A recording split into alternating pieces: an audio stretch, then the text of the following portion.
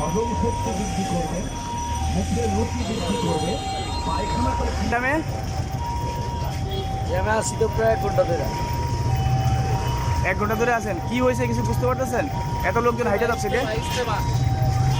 কি হচ্ছে যে সঠিক বলতে পারলাম না। সিএনজি মানে আন্দোলন করতেছে। অটো সিএনজির ব্যাপারে মিটারে নাকি সরকার নির্ধারণ করছে যে মিটার গাড়ি চালাই দিব, ঠিক আছে?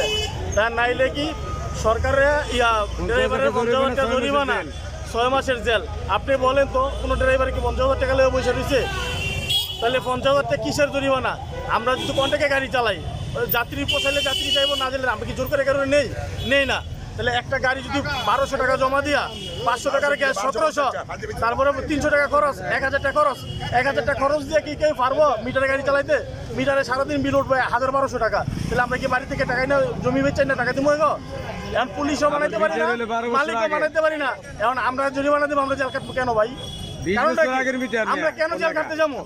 ঠিক আছে, আমরা আন্দোলন করবো। আমরা আন্দোলন সফল না হওয়া পর্যন্ত এই ঢাকা চট্টগ্রাম মহাসড়ক বন্ধ থাকবো। কি করেন?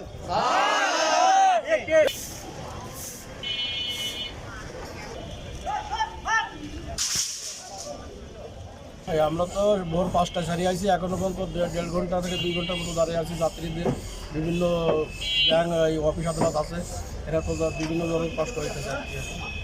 এক জায়গা তো প্রায় 1 ঘন্টা আছে। এর আগের জন্য মনে করেন সাইনবোর্ড থেকে এমনি জাম হইতেছে, তো জনগণের প্রচুর দুর্ভোগ হচ্ছে। আমার বাবারে হসপিটাল নিয়ে যাবো, ঢাকা উত্তরা আধুনিক মেডিকেল হসপিটালে। ওখানে যেতে পারতেছি না, আমার বাবা স্ট্রোক করছিল, আবার পুনরায় ডাক্তারের কাছে নিয়ে যাবো। দেখতে এই অবস্থা।